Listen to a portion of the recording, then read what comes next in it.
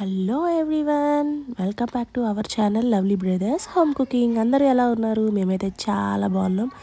మీరు కూడా చాలా బాగున్నారనే అనుకుంటున్నానండి. ఈరోజు రెసిపీ వచ్చేసి వెజ్ బిర్యానీ. మరి వీడియోని స్టార్ట్ చేసేద్దాం. ఈరోజు వీడియోలో స్పెషల్ బిర్యానీ మాత్రమే కాదండి, కుక్ చేసేది మా హస్బెండ్ అన్నమాట. సో అందుకని నేను చూపిస్తున్నాను. ఇదిగోండి, ముందైతే స్టవ్ ఆన్ చేసుకొని ఇలా కుక్కర్ పెట్టేసుకున్నారు.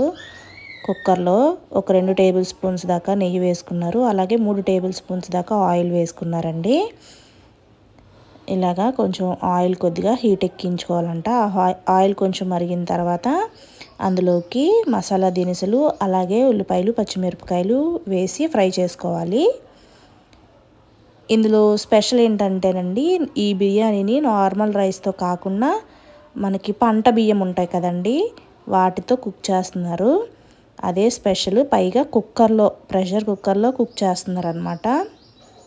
మామూలుగా రైస్ వైట్ రైస్గా వండాలంటేనే అన్నం జావలాగా అయిపోతుంది. చాలా జాగ్రత్తగా వండాలన్నమాట అవి. అలాంటిది బిర్యానీ పైగా ప్రెషర్ కుక్కర్లో, అది కూడా చేసేది మా శ్రీవారు. సో అందుకనే నేను ఈ వీడియో తీస్తున్నానండి. యాక్చువల్గా వాయిస్ కూడా నేను ఇమ్మని చెప్పాను, కానీ ఇవ్వలేదు. సో అందుకని ఇంకా వాయిస్ ఓవర్ నేను ఇస్తున్నాను అనమాట. ఇదిగోండి, ఇలాగ చక్కగా ఉల్లిపాయలు పచ్చిమిరపకాయలు బాగా ఫ్రై చేసుకోవాలంటండి. మీ ఇంట్లో మీ హస్బెండ్స్ కానీ లేదంటే మీకు చాలా ఇష్టమైన వాళ్ళు కానీ ఇలాంటి రెసిపీస్ ఏమైనా కుక్ చేస్తూ ఉంటే కనుక మాకు కూడా షేర్ చేయండి. అలాగే వీడియోని మాత్రం లాస్ట్ దాకా చూసి ఒక లైక్ అయితే కొట్టండి ఫ్రెండ్స్. మాకు బూస్టింగ్గా ఉంటుంది. మీరు లైక్ కొడితే ఇలాంటి వీడియోస్ మరెన్నో చేయడానికి ఎంకరేజింగ్గా ఉంటుంది. అలాగే వీడియో నచ్చితే కనుక షేర్ చేయండి, సబ్స్క్రైబ్ చేసుకోండి మన ఛానల్ని కొత్త వాళ్ళు ఎవరైనా అయితే. చూసారు కదా, ఇలా మధ్య మధ్యలో కలుపుతూ మనం ఉల్లిపాయలు అయితే బాగా ఫ్రై చేసుకోవాలంటండి. బిర్యానీ ఒకటే కాదండి, మా హస్బెండ్ ఇంకా చాలా వెరైటీస్ అయితే చేస్తారు. నేను త్వరలోనే అవి కూడా పోస్ట్ చేస్తాను. సో చూసారు కదా, ఇవి ఉల్లిపాయలు వేగిన తర్వాత అందులోకి అల్లం వెల్లుల్లి పేస్ట్ వేసుకున్నారండి. 2 టేబుల్ స్పూన్స్ అల్లం వెల్లుల్లి పేస్ట్ వేశారు. అది కొంచెం పచ్చివాసన పోయేంత వరకు ఫ్రై చేసుకోవాలి. ఇంకా పప్పు వండుతారండి, చాలా సూపర్గా ఉంటుంది. నేను ఒకసారి మీకు చూపిస్తా. పప్పు టమాటో చాలా బాగా వండుతారు. ఇంకా చాలా ఉన్నాయి రెసిపీస్, చూపిస్తానులేండి మీకు కూడా. సో ఇలాగా చక్కగా ఇది పచ్చివాసన పోయేంత వరకు ఫ్రై చేసుకోవాలంట. ఇందులో ఏ ఐటమ్స్ యాడ్ చేసినా సరే అండి, చక్కగా ఫ్రై అయ్యేంత వరకు ఫ్రై చేస్తారు. ఇలా చక్కగా ఫ్రై చేసుకోవాలండి. ఇంకా ఇందులోకి పొడులు కూడా వేస్తారండి, అవి కూడా చూడండి. అసలు ఒక్కటి కాదనమాట, చాలా ఐటమ్స్ వేసి చేస్తారు. టేస్ట్ అయితే భలే ఉంటుందండి. ఇది వండింది ఈ పంట బియ్యంతో అయినా సరే టేస్ట్ చాలా బాగుందండి. చక్కగా పొడి పొడులు ఆడుతూ వచ్చింది బిర్యానీ కూడా. సో మీరు కూడా చూసి ట్రై చేయండి తప్పకుండా. సో ఇలా కొంచెం అల్లం వెల్లుల్లి పేస్ట్ పచ్చివాసన పోయిన తర్వాత అందులోకి మీడియం సైజ్ టమాటో ఒక్కటి వేసుకున్నారండి. అది కొంచెం మగ్గిపోవాలన్నమాట. దీన్ని కొంచెం మగ్గించుకోవాలి. అది మగ్గిన తర్వాత అప్పుడు మిగతావి వేస్తారు. ఆ టమాటా అయితే మాత్రం మగ్గిపోవాలంట. ఇదిగోండి, ఒక 2 టేబుల్ స్పూన్స్ నీళ్ళు అయితే వేశారండి. ఎందుకంటే కిందన అడుగు మాడిపోతుంది కదా, అలా మాడకుండా ఉండడానికని 2 టేబుల్ స్పూన్సేనండి, ఎక్కువ కాదు.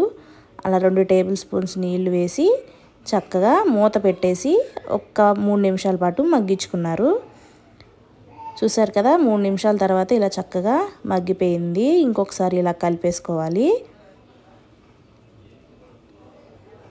మీకు ఏమైనా రెసిపీస్ కావాలంటే కనుక మాకు కామెంట్ బాక్స్లో పెడితే ఖచ్చితంగా అవి నేను ప్రిపేర్ చేసి పోస్ట్ చేస్తాను ఫ్రెండ్స్. మీకు ఎటువంటి డౌట్స్ ఉన్నా సరే అడగండి. అలాగే మాకు కామెంట్స్ అయితే పెట్టండి. కామెంట్స్ పెట్టడం మాత్రం మర్చిపోకండి. మీరు పెట్టే ప్రతి కామెంట్ని నేను చూసి మిస్టేక్ ఉంటే సరి చేసుకుంటాము. సో కామెంట్స్ మాత్రం పెట్టండి.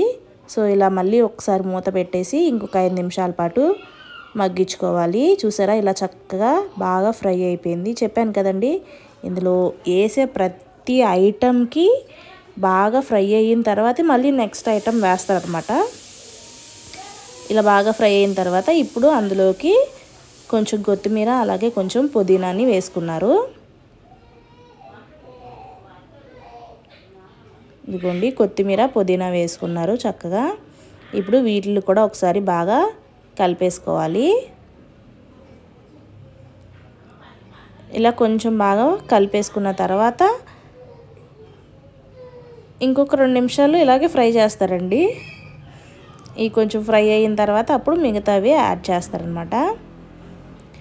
నెక్స్ట్ ఇందులోకి బియ్యం మాత్రం కడగరండి, కడగకుండానే యాడ్ చేసుకుంటారు.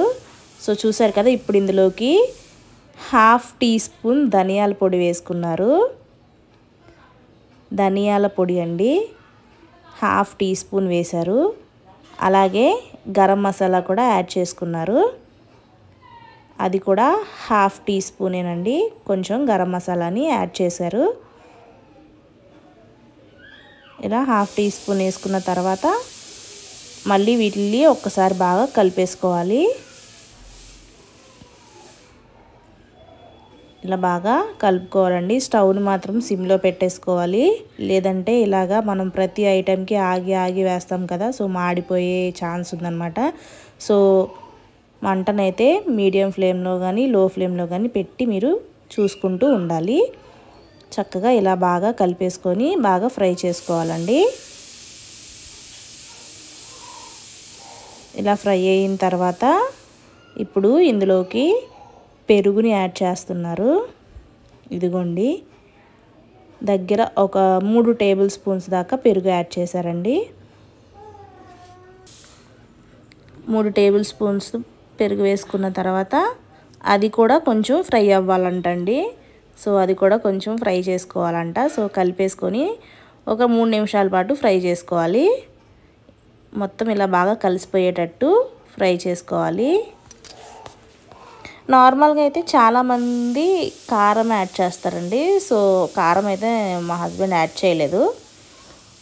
పెరుగు వేశారు, గరం మసాలా వేశారు, ఇవి మాత్రమే వేశారు. సో ఇప్పుడు ఇవి బాగా ఫ్రై అయిపోయింది కదా, ఇప్పుడు ఇందులోకి రైస్ని అయితే వేసేసుకున్నారు. ఇదిగోండి కడగలేదు రైస్ అయితే, ఎందుకంటే రైస్ బాగానే ఉందండి, డస్ట్ ఏమీ లేదు.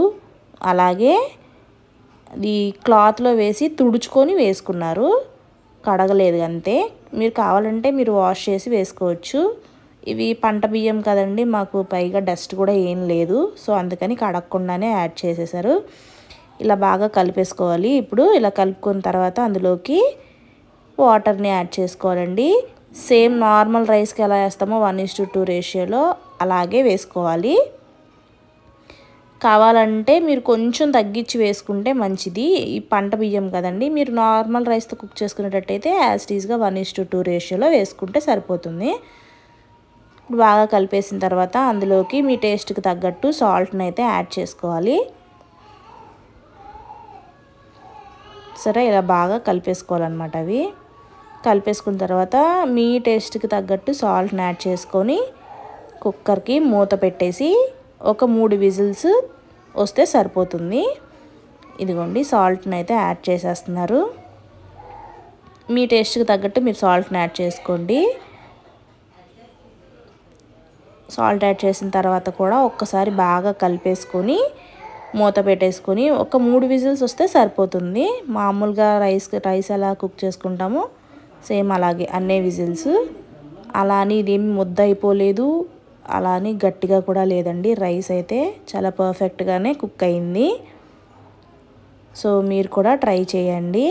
ట్రై చేసి ఎలా వచ్చిందో మాకు కామెంట్స్లో పెట్టడం మాత్రం మర్చిపోకండి.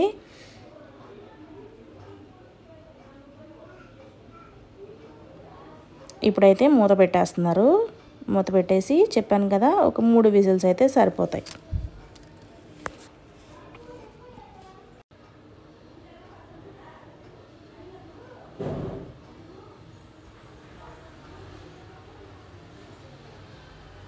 ఇదిగోండి 3 విజిల్స్ వచ్చి ప్రెషర్ కూడా పోయింది. ఇదిగోండి మూత అయితే ఓపెన్ చేసి చూపిస్తున్నాను. చూసారు కదా, చక్కగా ఉడికిపోయిందండి. ఎక్కడ ముద్ద అవ్వడం కానీ లేకపోతే అన్నం ఉడకకుండా పలుకులా ఉండడం కానీ ఏమీ లేదు. చాలా పర్ఫెక్ట్గా కుక్ అయిపోయింది. వేడి మీద కొంచెం ఇలా తడి తడిగా ఉంటుంది కాబట్టి అలాగే ఉంటుంది. కొంచెం చల్లారితే పర్ఫెక్ట్గా పొడి పొడిలాడుతూ వచ్చిందండి. ఇగోండి నేనైతే టేస్ట్ చేస్తున్నాను. టేస్ట్ అయితే మాత్రం చాలా సూపర్గా ఉందండి. ఘాటుగా టేస్ట్ చాలా సూపర్గా ఉంది. వేడివేడిగా ఉంది. అన్నీ పర్ఫెక్ట్గా వేశారు. ఉప్పు కారం అన్నీ మసాలాలు. ఇంకా లేట్ ఎందుకు, మీరు కూడా ప్రిపేర్ చేసుకొని